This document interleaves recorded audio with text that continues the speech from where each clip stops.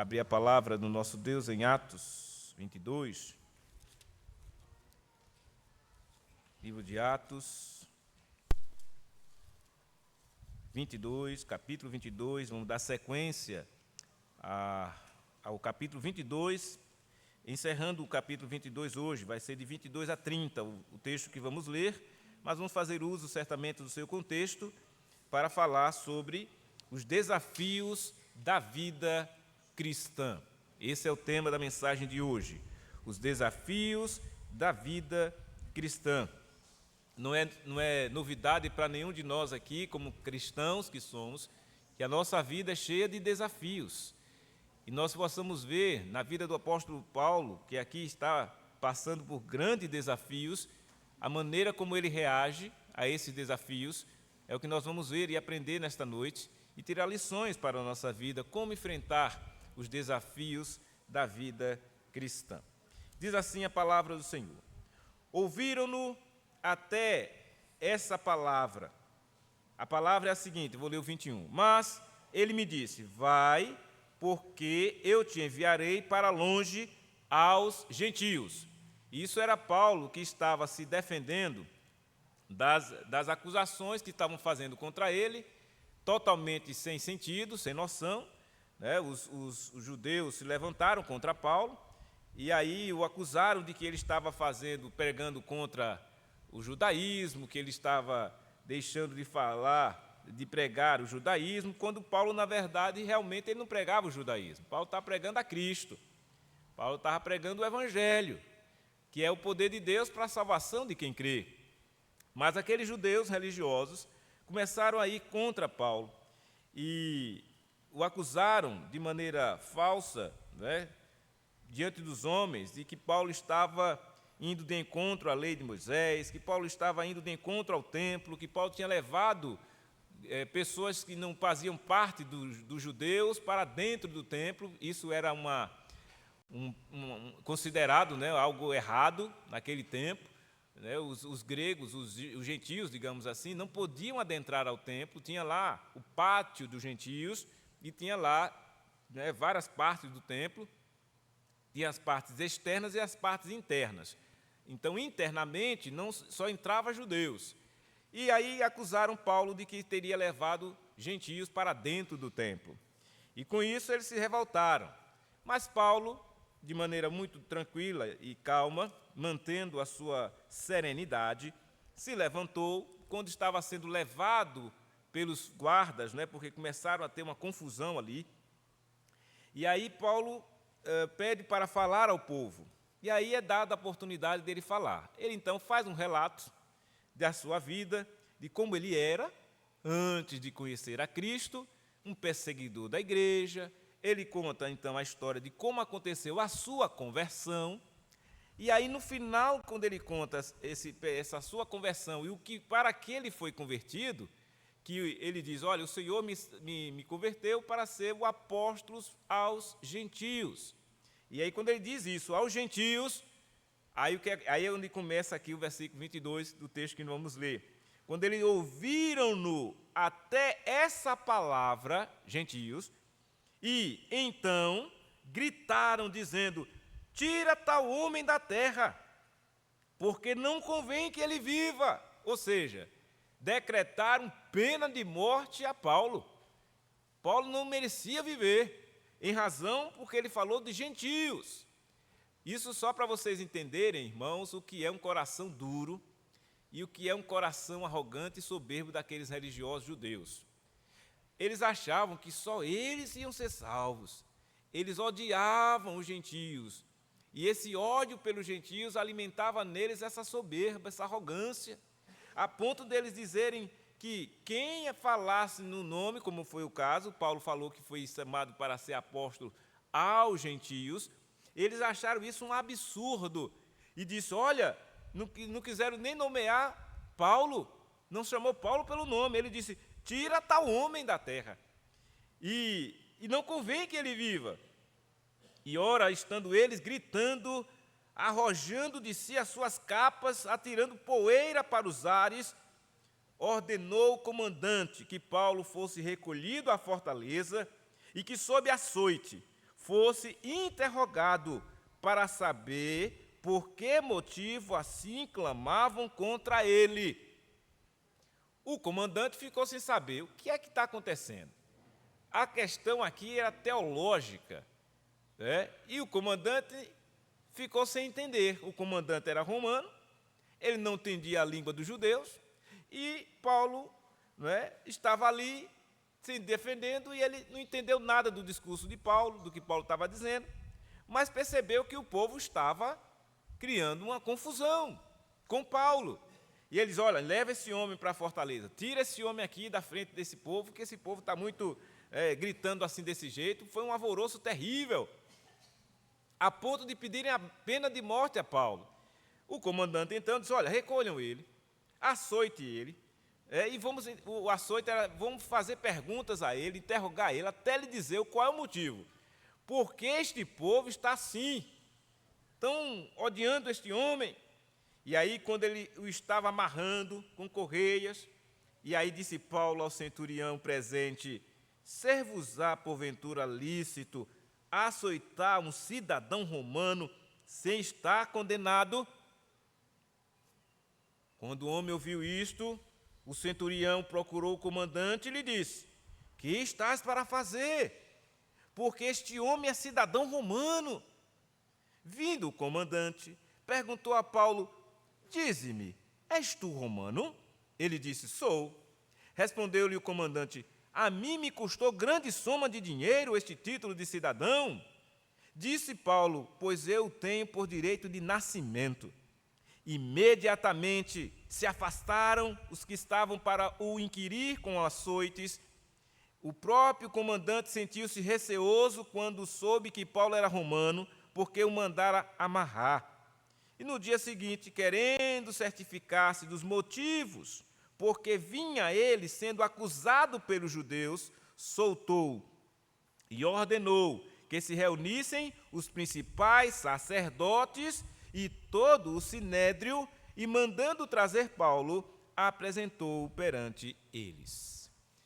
Percebem, irmãos, o desafio de Paulo aqui em se manter diante de tantas coisas que estavam acontecendo na vida dele, as dificuldades que ele estava enfrentando, mas Paulo soube também saber lidar com a situação. Primeiro, ele já estava a ponto de ser açoitado e apanhar, né, e sem merecer, e apanhar por uma questão que não tinha nada a ver. E ele já tinha apanhado algumas vezes. Paulo levou vários açoites, e eram 40 açoites que levava, 40 chibatadas, né? Que quando a sentença do açoite era dada, olha, dá lá açoite nele, era 40. E esses açoites, irmãos, eram feitos com um chicote onde tinha lâminas na ponta, ou ossos, né? E quando batia, arrancava o couro, a pele. Tinha casos da pessoa que eram submetidas a esse castigo de morrerem, ensanguentadas, hemorragias, em razão do castigo que enfrentavam. Paulo já tinha suportado várias chibatadas. O Senhor Deus havia preservado Paulo, até mesmo porque Paulo estava sendo preservado para uma missão que Deus o havia chamado. Ele era o apóstolo aos gentios.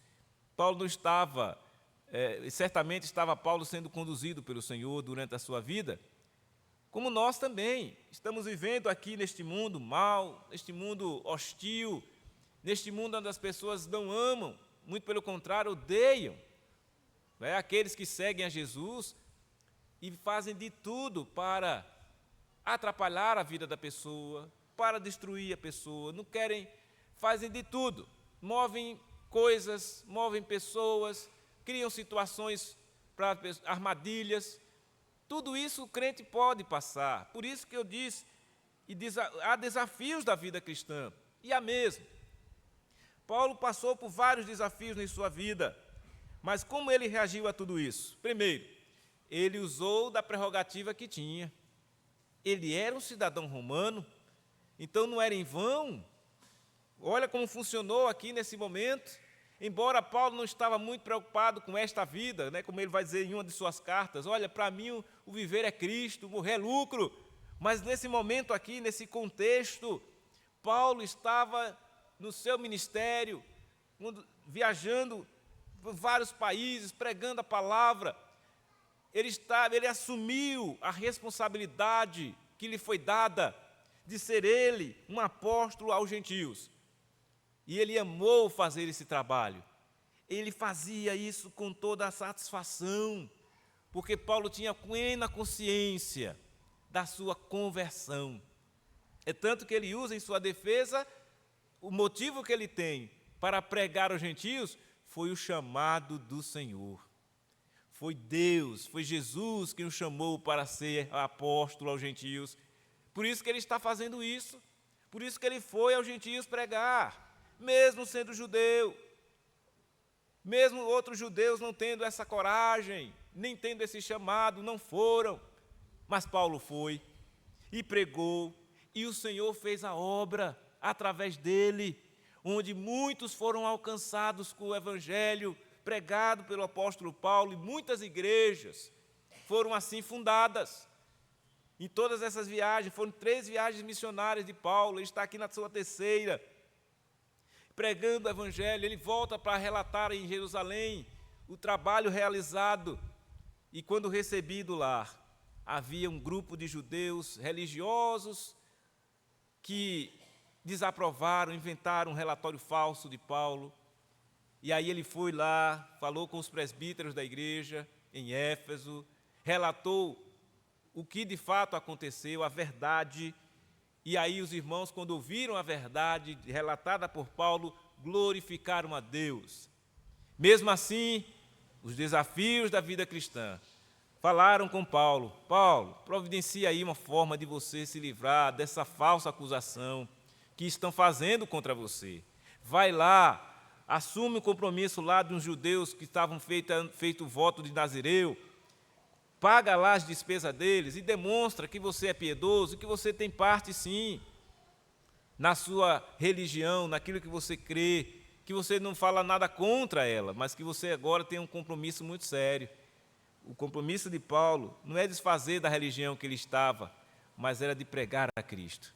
Paulo não estava mais preocupado com os ritos religiosos da sua religião, ele estava preocupado de pregar o Jesus, porque ele sabia, por ele ter passado por essa experiência própria, que quem salva é Cristo. Ele sabia que religião por religião, nada podia resolver, mas ele sabia que se pregasse a Cristo, as pessoas iam sim serem levadas à verdadeira religião que é Jesus. As pessoas iam começar a crer, como aconteceu, e serem salvas. E essa era a preocupação de Paulo. Esse era o grande desafio que ele tinha na sua vida: pregar a Cristo, levar a Cristo aos gentios. Ele não estava preocupado nem mesmo com a sua vida. Ele fez isso aqui, usou a prerrogativa de ser cidadão romano, porque ele queria continuar o seu ministério. Mas à frente, em uma de suas cartas, ele vai dizer: olha, eu não tenho, o que vale a minha vida? Para mim, o morrer, Cristo, é lucro para mim. Mas ele diz: mas eu tenho algo a fazer ainda, por isso estou aqui, sujeitando-se a tantas coisas que não são boas. Então, às vezes, as pessoas pensam: se é crente, se é pastor, se é líder, vai tudo bem. Mas passa por grandes desafios, como Paulo enfrentou aqui. É claro que é uma bênção ser usado pelo Senhor. Como é bom, que privilégio é nós termos a palavra ao nosso alcance. Para mim é uma maravilha poder falar da palavra de Deus, pregar a palavra de Deus, mesmo sabendo da incredulidade dos homens, mesmo sabendo que as pessoas, muitas delas zombam dessa palavra, mesmo sabendo que as pessoas não querem saber disso, mas eu tenho o prazer de falar disso, de pregar a Cristo, de anunciar a Jesus, de dizer: olha, o caminho, a verdade e a vida é Cristo. Mas a fulano não quer saber, ciclano não crê, Betrano não está nem aí, mas eu não tenho nada a ver com isso, eu tenho que a ver com a minha responsabilidade de pregar a Cristo. Agora, a alegria virá, certamente, ao nosso coração, à igreja, quando assim recebemos os convertidos pelo Senhor. Diz a palavra de Deus que há uma alegria, um júbilo no céu. Os anjos se alegram por um que se arrepende. Quando há uma conversão de uma alma aqui na terra, os anjos se alegram no céu. Assim também nós nos alegramos quando a pessoa que ouviu o Evangelho crê e é salva. Cumprida a missão, nos alegramos com isso. Mas sabemos que há um desafio. A hostilidade dos homens, a incredulidade dos homens é um desafio para nós. A maldade do mundo, a corrupção humana é um desafio para nós. Por quê? Porque nós somos chamados para sermos santos.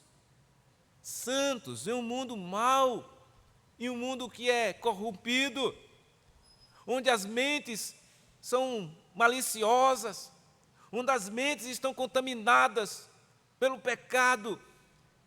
É nesse mundo mesmo que a gente está vivendo, é assim.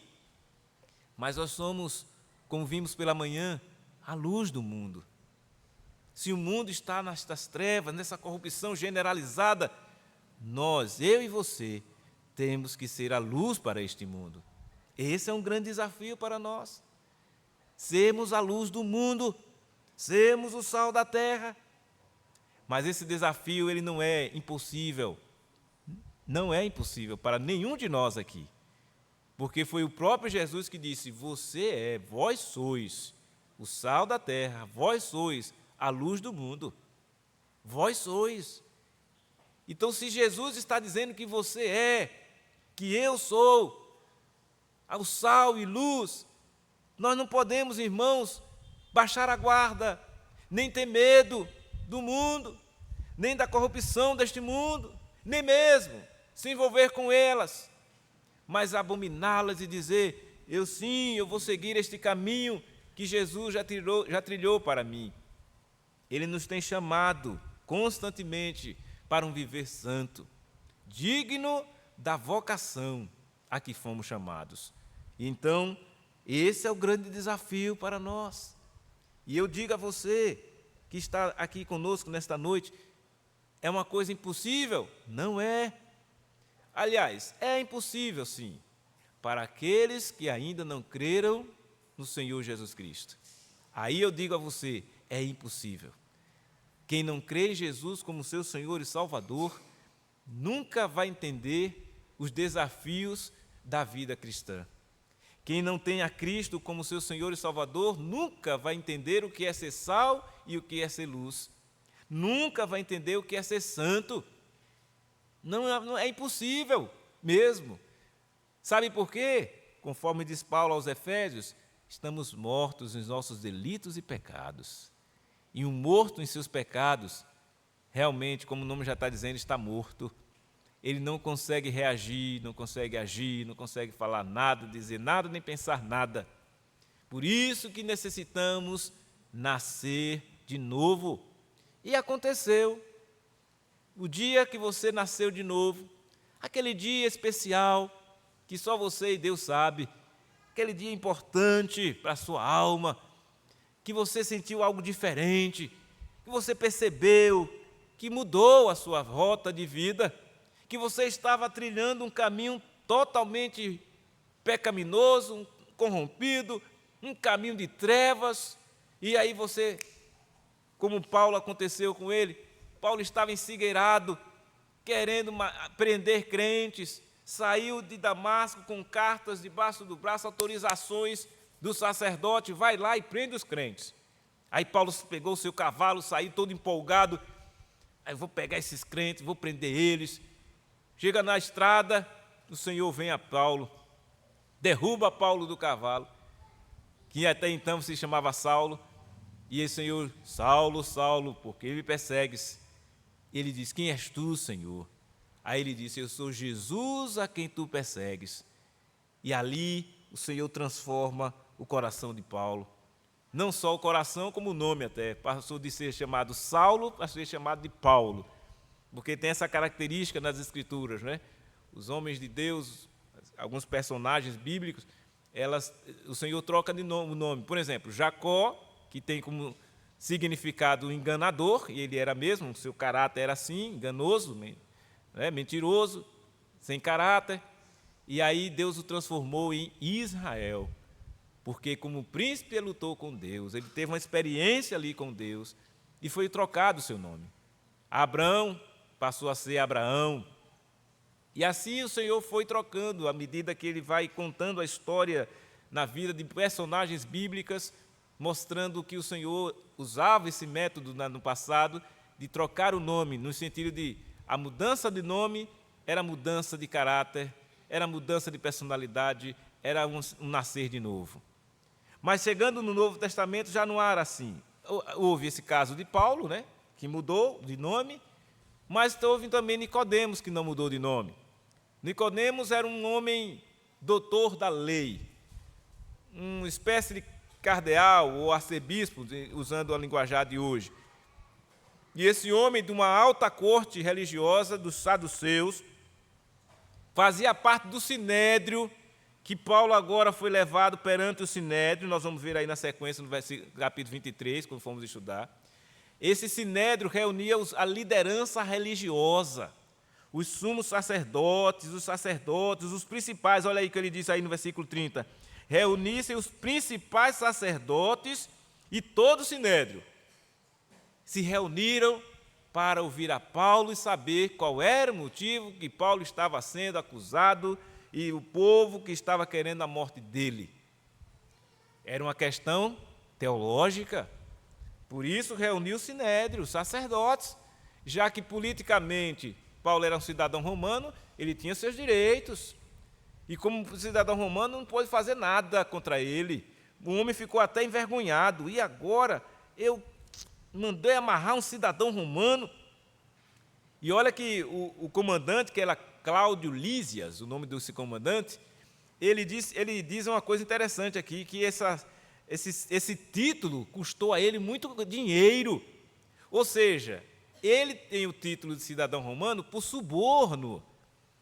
Porque na época lá só tinha 3 chances da pessoa ter. Legalmente 2 em uma, ilegalmente. A de legalmente era, ou o cidadão nascia já, como Paulo está dizendo, eu nasci como cidadão romano, no sentido assim, o parente de Paulo, o pai ou a mãe, provavelmente obteve a cidadania romana, porque a pessoa que prestava serviço ao império recebia o título de cidadão romano. E esse título passava de pai para filho. Por isso que Paulo está dizendo, olha, eu já recebi desde o nascimento. Então, os seus pais provavelmente tinham esse título de cidadania por prestarem serviço ao governo, ao imperador. Então, Paulo disse, eu já sou cidadão desde o nascimento. E a outra forma era a pessoa que recebia esse título dado pelo imperador. E a terceira era essa forma corrupta dada por suborno. O indivíduo juntava um bom dinheiro lá, dava lá para alguém lá do governo e ele conseguia o título de cidadão romano. E o indivíduo que mandou prender Paulo, o comandante, disse a ele, olha, a mim me custou grande suma de dinheiro esse título de cidadão.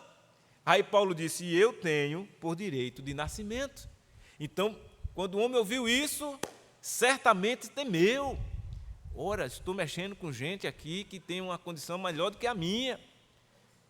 E aí ele suspendeu o açoite. Aí Paulo, usou essa prerrogativa para se livrar de um castigo que ele nem merecia mesmo. Mas foi, olha a providência aí. Deus, providencialmente, durante a trajetória de vida de Paulo, concedeu que ele conseguisse esse título, que serviu para ele agora. É nessas questões que a gente vê a providência de Deus. Paulo usou da prerrogativa de ser para não ser açoitado.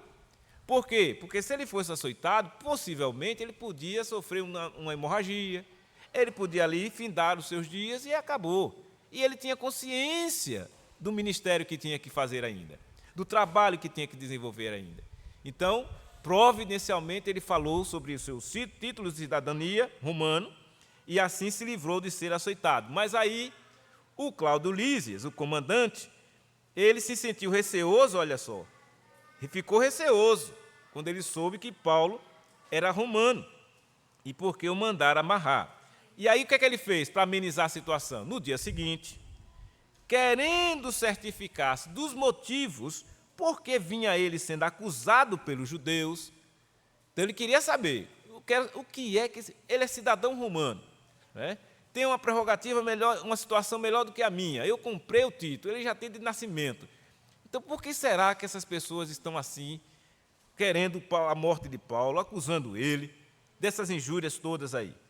E aí ele soltou Paulo, mas não deixou Paulo à toa. Ele disse, olha, ordenou que os principais sacerdotes, o sinédrio, todos se reunissem, e aí mandou Paulo até lá e apresentou perante eles. Vamos ver o que aconteceu, que essa situação também foi providência de Deus. Não hoje, né? A gente vai ver no próximo domingo, se Deus assim nos permitir, que é o capítulo 23. Como Deus agindo providencialmente, conduzindo a vida de Paulo, mesmo diante de todos esses desafios que ele está passando. Então vejam, irmãos, os desafios da vida cristã não é para desanimar. O desafio da vida cristã não é para você desistir da caminhada, não é para você chegar no meio do caminho e dizer, eita, vou dar para trás, não dá para mim, é difícil, é impossível, eu não consigo. Não, é para você se erguer e dizer, vou continuar. Desde que você tenha consciência do seu chamado, Deus chamou você para ser um servo e uma serva dele. Deus trouxe você para o reino do Filho do seu amor. Ele nos tirou das trevas, Ele nos trouxe para a luz, e Ele diz que agora você tem uma qualificação que Ele descreveu quando nós estudamos lá a carta de Pedro, que Ele diz assim, vós, porém, sois raça eleita, sacerdócio real, nação santa, povo de propriedade exclusiva de Deus, a fim de proclamardes as virtudes daquele que vos chamou das trevas para a sua maravilhosa luz. Vós sim, que antes não erais povo, mas agora sois povo de Deus, que não tinhas alcançado misericórdia, mas agora alcançastes misericórdias. Agora alcançou. Então, está aí pela frente o nosso desafio de viver a nossa vida como de fato fomos chamados. Somos desafiados todos os dias a demonstrar por que você é uma raça eleita, por que você é um sacerdócio real, por que você é uma nação santa, por que você é um povo de propriedade exclusiva de Deus. Ele diz aqui, é para você proclamar as virtudes. Essas virtudes pelas quais você foi chamado. Proclame o Evangelho. As virtudes é o Evangelho. É o poderoso Evangelho que continua agindo para salvar todo aquele que nele crer. Por isso que não desistiremos. Por isso que aqui existe esta igreja e tantas outras, para pregar o Evangelho, para que continuemos alcançando todos aqueles que devem ser alcançados, para que creiam e venham a servir ao Senhor da igreja. E este é o grande desafio para nós, testemunharmos da fé que nós temos. Não deixe, irmãos, para trás, não desanime a sua vida, na sua vida cristã. Em meio a tantos desafios que temos, continuemos firmes, olhando firmemente para o autor e consumador da nossa fé, que é Jesus. Se assim firmarmos a nossa vida, não seremos frustrados. Não, jamais. O povo de Deus não é um povo frustrado. O povo de Deus é um povo confiante. O povo de Deus não é um povo ansioso. O povo de Deus é um povo que confia nas promessas de Deus. O povo de Deus é um povo obediente. Quando o Senhor Deus escreveu a sua palavra, inspirando os autores bíblicos, em uma dessas palavras ele disse, não andeis ansiosos de coisa alguma, descansa no Senhor, espera no Senhor, confia nele. Tudo isso está dito aqui na palavra de Deus. Então vejam, diante dos desafios que temos da vida cristã para testemunhar do Evangelho, para assegurar-nos uma vida de santidade, para combatermos o bom combate da nossa fé, só é possível vencermos esses desafios se nós estivermos firmados naquele que de fato é a rocha, que é Cristo. Se estivermos realmente firmados em obedecer a palavra de Deus, que está sendo anunciada, ensinada, pregada, para quê? Para a edificação das suas vidas. Não é para entrar no ouvido e sair pelo outro, não. É para entrar pelo ouvido e descer ao coração. É para que vocês possam entender a importância que é ser chamado de filhos de Deus. Homens e mulheres, jovens e crianças, que amam ao Senhor, enfrentam os desafios da vida cristã. E o fazem, não com aquela situação assim de forçado, né? Eu vou à igreja porque é o jeito. Não, eu vou orar porque é o jeito. Não, eu e você devemos fazê-lo com alegria. Que prazer imenso podermos, em casa, aqui na igreja, onde quer que estivermos, ter um momento de oração, falar com Deus. Olha que privilégio. Você pode e deve estar conversando com Deus todos os dias. Através do quê? Da oração. E Deus que conversa conosco. Quando? Através da sua palavra. Quando você lê a palavra de Deus, o seu Deus está falando ao seu coração. Quando você também ouve a pregação da palavra, como é o caso aqui desta noite, Deus está falando ao seu coração, à sua mente. Você tem que estar de coração e mente aberta e atenta a tudo aquilo que está sendo dito. Se de fato você entende que a sua vida cristã há desafios, você também vai entender como enfrentar estes desafios. Se você já entende e é consciente de tudo que você tem passado na trajetória da sua vida, tantos que são novos, quantos que já passaram mais, quanto tem mais tempos na igreja, vocês sabem que, guardadas as devidas proporções, não é? Do começo da vida, do meio e já lá para o final, a fé, ela tem que perseverar. A nossa fé é perseverante. E os santos perseveram. É um dos pontos, não é, trazidos por João Calvino, a perseverança dos santos, é o último deles.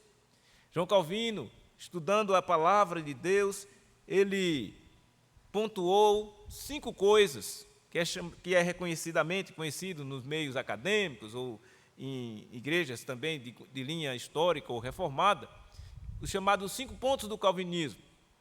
E os 5 pontos do calvinismo, resumidamente, diz que, primeiramente, o homem é totalmente depravado, é corrompido, a inclinação natural é pecar, e é mesmo.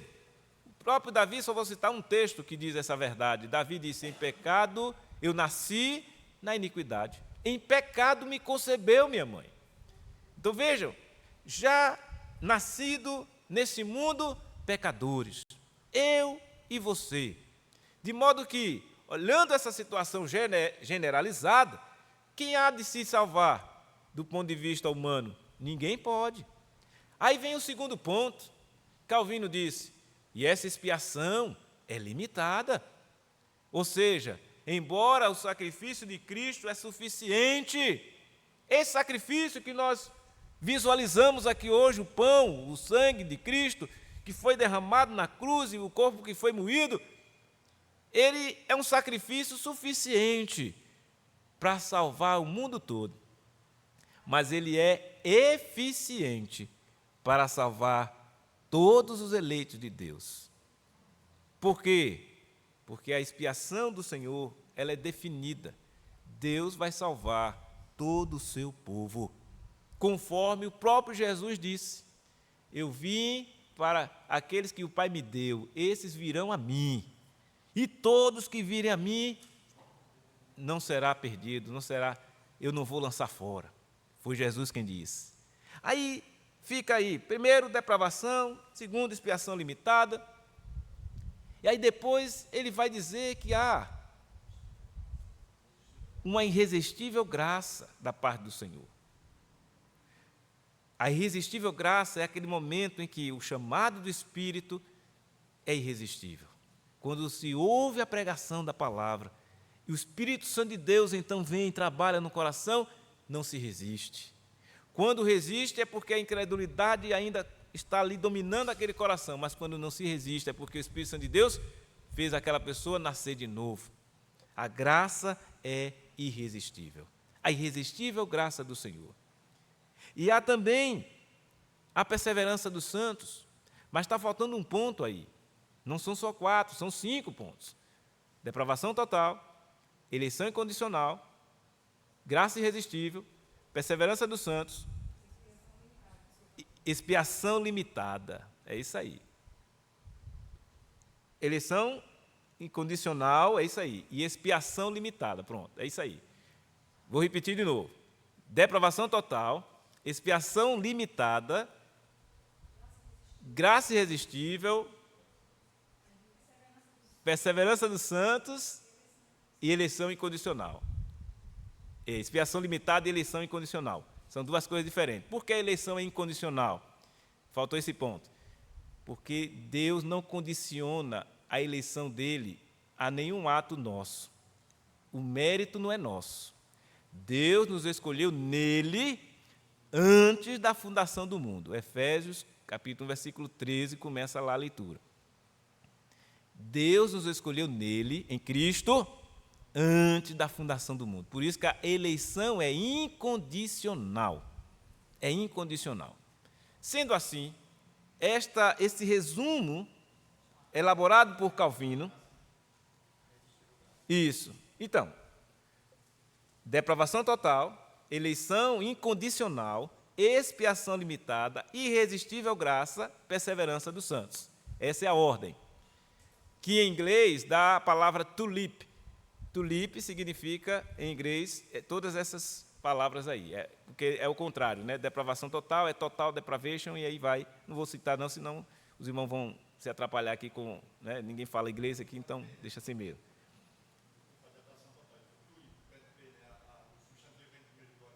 É isso, porque é o inverso, né? Seria depravação total, lá é total depravation, e aí vai em seguida. Enfim, o fato é, dito isso, Calvino, sabiamente, né, usado por Deus, elaborou esse sistema teológico, doutrinário, todo ele baseado em quê? Nas Sagradas Escrituras. E para cada ponto desse, existem vários textos para provar que, de fato, é assim. É a salvação do homem, que é totalmente um ato de Deus, puramente. Porém, quando este homem é salvo por Deus, quando nós fomos aqui salvos por Deus, sabe o que acontece? O Senhor, então, implementa em nossas vidas os desafios. Por isso que há, e não há nenhuma contradição nisso, por isso que há também nas Escrituras uma coisa que a gente chama de responsabilidade humana. Embora você não consiga, por si mesmo, salvar a você mesmo, mas uma vez que você é salvo, o Senhor agora vem com as responsabilidades. Olha, agora eu quero que você seja santo, porque eu sou santo. E como é que eu vou fazer isso, Senhor? A santidade, ela vai vir pela verdade. Aí o próprio Jesus vai e ora ao Pai, João 17, Pai, santifica-os na verdade, a Tua palavra é a verdade. Então, não tem para onde você correr. Aliás, você tem que correr para as palavras de Deus, a Escritura Sagrada. Quando você lê a palavra, medita na palavra, você vai se santificar. E fazendo isso, você estará então fazendo a vontade de Deus. Santifique-se na verdade. A tua palavra é a verdade. Então você já sabe o caminho. Você é salvo, todos aqueles sistemas pensados, ensinados, já está claro na sua mente. Agora você vai fazer o quê? Estudar a palavra e viver a palavra. E esse é o grande desafio. Viver a palavra de Deus. Porque ouvir, você até ouve. Mas se você sair daqui e não procurar viver esta palavra, não adiantou de nada. Nada faz sentido. Se aqueles que ouvem a palavra e entram pelo ouvido e saem pelo outro, nada faz sentido para ele. Mas você que é crente e tem uma vida cristã, está sendo desafiado a viver esta palavra todos os dias da sua vida. Jesus disse que estaria conosco, e está mesmo, nos conduzindo. E Jesus disse que o Espírito Santo estaria em nós. Ele disse: eu vou enviar um outro Consolador, e enviou mesmo. E o Espírito Santo está em nós. Somos santuários desse Espírito. Por isso, outro desafio importante: frutifique. O desafio da vida cristã é frutificar. O fruto do Espírito é amor, paz, alegria, longanimidade, benignidade, bondade, mansidão, domínio próprio. É o fruto do Espírito. Frutifica na sua vida. Esse é o grande desafio para nós. Mas todos estes, a santidade, a frutificação, não ficará de modo algum distante de nós. Todos nós, crentes em Jesus, podemos e devemos assumir esses desafios, este compromisso e andar como o Senhor quer que nós andemos. Que assim seja, irmãos, para a nossa vida, que assim seja para o nosso desafio, que a partir de agora, se você já vinha assumindo tudo isso, continue. Se não fizeram, comece a fazer. Aceita os desafios que o Senhor tem colocado para nós em sua palavra e vamos em frente. Mas lembre-se, não deve ser um fardo pesado, tem que ser leve, suave, como Jesus disse: o meu fardo é suave, o meu jugo é leve. Então, que assim vivamos a nosso viver, o nosso desafio de vida cristã, como o Senhor quer que vivamos, assim como viveram os apóstolos, assim como viveu Paulo. Em tantos desafios que ele enfrentou, ele não baixou a cabeça, ele foi adiante, ele foi firme, mesmo sofrendo, mesmo apanhando, mesmo tantas coisas ruins que aconteceu com ele, mas ele não esqueceu das promessas do Senhor, ele não esqueceu que o Senhor, tudo que ele estava passando, era desafios para a sua vida, para conduzi-lo até o final. E aí ele concluiu a sua trajetória de vida dizendo assim: combati o bom combate, completei a carreira e guardei a fé. Que Deus assim nos abençoe. Que a graça do Senhor Jesus, o amor de Deus, o nosso Pai, e a comunhão do Divino Espírito Santo esteja sobre todos vós e sobre toda a igreja do Senhor Jesus, espalhada na face da terra, hoje e para todos sempre.